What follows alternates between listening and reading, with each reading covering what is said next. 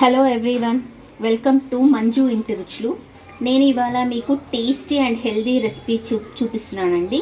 ఇది రాజ్మా పుదీనా రైస్. కూరలు అంటే ఇష్టం లేని వాళ్ళు కూడా చాలా ఎమ్మీగా తినే పుదీనా రైస్ అండి. చాలా ఎమ్మీగా టేస్టీగా ఉంటుంది. మనం ఈ పుదీనా రైస్ని రాయితా అండ్ ఆనియన్తో పాటు పెట్టుకొని తింటే చాలా బాగుంటుందండి.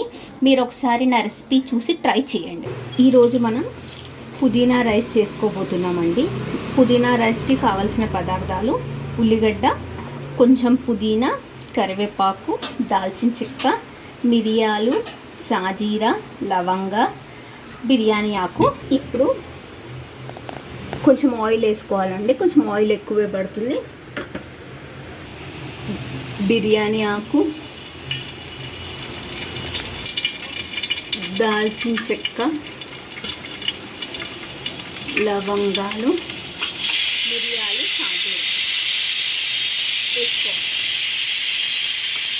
మిరియాలు, సాజీరా వేసుకోవాలి. అంటే మనం బిర్యానీకి, ప్లెయిన్ బిర్యానీకి ఏమేమి వేసుకుంటామో అవన్నీ వేసుకోవాలి. కరివేపాకు, ఉల్లిగడ్డ,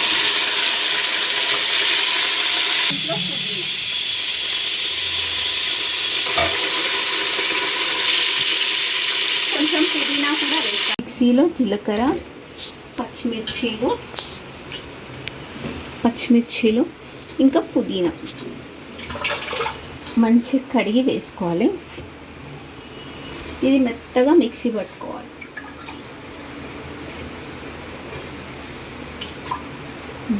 ఇది మనం మెత్తగా మిక్సీ చేసుకుందాం.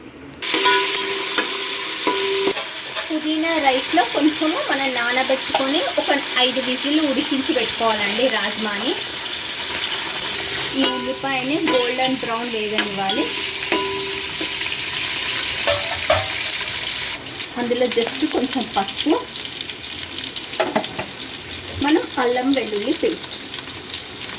వెల్లుల్లి పేస్ట్ ఫ్రెష్ వేసుకోవాలి. ఫ్రెష్ వేసుకోవడం వల్ల రుచి చాలా బాగుంటుంది.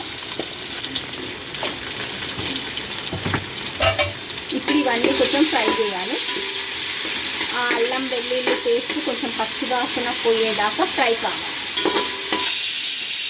ఈ అల్లం వెల్లుల్లి పేస్ట్ కొంచెం పచ్చివాసన పోయే వరకు ఫ్రై కావాలి.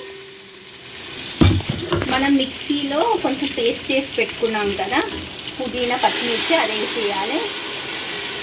అది బాగా కలపనివ్వాలి. ఇప్పుడు మనం ఉడకబెట్టుకున్న రాజ్మా అండి. ఇది మన ఇష్టం, ఎంత క్వాంటిటీ అయినా ఉడకబెట్టుకోవచ్చు. ఇదే గ్లాస్తోని 3 గ్లాసెస్ బియ్యం పోసానండి. అయితే ఇప్పుడు ఆ గ్లాస్తోని 6 గ్లాసెస్ వాటర్ పోయాలి. ఇప్పుడు మనం రుచికి తగినంత సాల్ట్ వేసుకోవాలి. ఇప్పుడు చూడండి, ఈ పుదీనా మనం పేస్ట్ చేసుకున్న నీళ్ళు చాలా మరుగుతున్నాయి. ఇలా మరిగేటప్పుడు మనం బియ్యం వేయాలి. ఇప్పుడు మన మసాలాలు అన్నీ వేసిన ఈ పుదీనా మిశ్రమం బాగా మరుగుతుంది కదండి. ఇలా మరిగేటప్పుడు మనం కడిగి నానబెట్టుకున్న బియ్యం వేయాలి. అవి కూడా నీళ్లు లేకుండా వేయాలి, లేకపోతే అన్నం మెత్తగా అయిపోతుంది. వేసిన తర్వాత ఇది బాగా కలుపుకోవాలి. ఇలా కలిపేసి మూత పెట్టేసాం.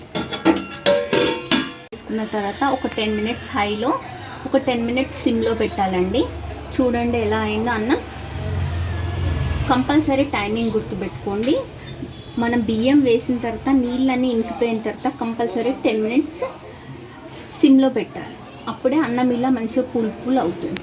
ఇక చూడండి రాజ్మా ఇవన్నీ ఎంత కలర్ఫుల్గా కనిపిస్తున్నాయో. ఇదే అండి మన టేస్టీ అండ్ యమ్మీ పుదీనా రైస్. ఆకుకూరలు అంటే ఇష్టం లేని వాళ్ళు కూడా ఇలా రైస్ ఫ్లేవర్లో ఆకుకూరలు కలిపి పెడితే చాలా ఇష్టంగా తింటారు. ఇదే అండి నా రాజ్మా పుదీనా రైస్.